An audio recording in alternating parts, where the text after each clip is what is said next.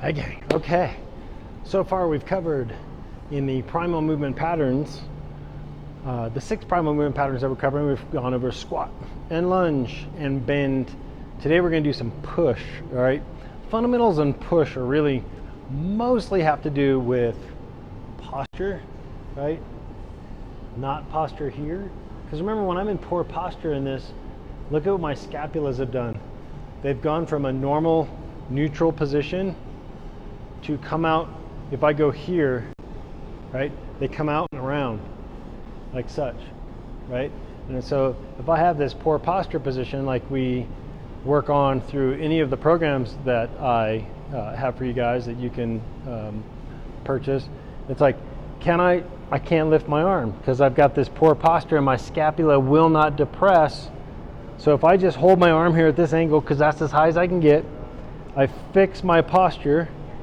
Okay, now my scapula can come down and free up this space in my glenohumeral socket and allow me to get into full shoulder extension. So the posture component, or where my rib cage or T-spine is really important to the function of what my shoulder blades are doing, right? In fact, one little test slash drill you can do is to just simply push away with and retract with straight elbows. Push away and retract, and you can see that my shoulder blades are going apart and then they're coming together. So they're going apart and they're coming together. It's not a shrug, it's a go apart and it's to come together.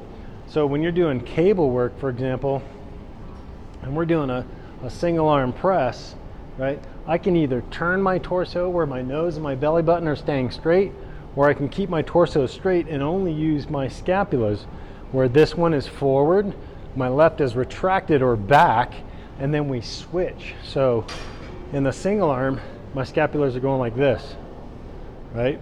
And they both need to, as riders and mountain bikers, be able to do that. Moto athletes, anybody with a handlebar, we got to have as much range with our shoulder blades as much as possible for stability purposes and then strength purposes for the large muscle groups, right? Because the scapula is a huge anchor point. Another point many of you don't know is the clavicle that many of us have broken, including me twice. That was from wrestling in high school though. Is the only bone that keeps our arm connected to our body. Like if I take my AC joint, I could literally cut my arm off because there's no other bone that attaches my arm to my body. All the rest of it, the shoulder girdle, the rotator cuff, everything is all muscle attachment. And so if your muscles aren't working normally because of adhesions, restrictions, poor posture, movement mechanics, etc., then you can't have a normal functioning shoulder girdle. And that's so important for both the push and the pull.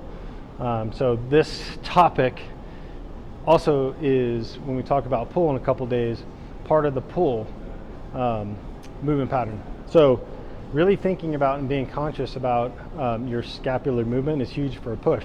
Because only in the end, if I'm doing a push-up, typically neutral position for my upper arm or my humerus is 45 degrees, okay? Because that gets me the most scapular position.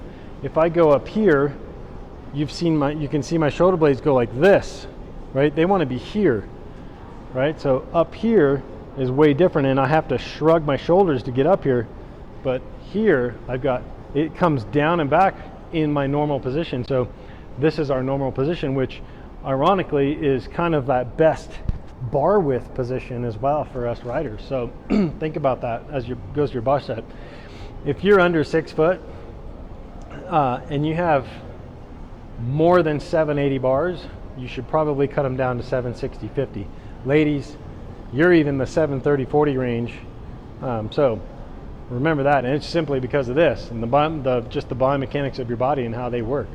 So think about that in the push. So when I'm doing a push-up, I'm just letting my shoulder blades do my thing without changing my T-spine. When I'm doing a bench press, my shoulder blades are taut, right?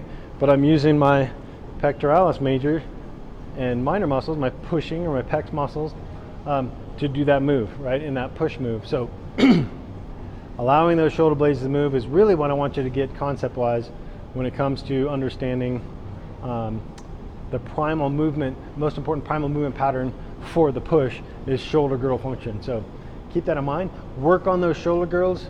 Grab a program of ours because it works on it from a mobility, flexibility, and stability, and then strength component, which is super important. So you can find that at traintoride.com.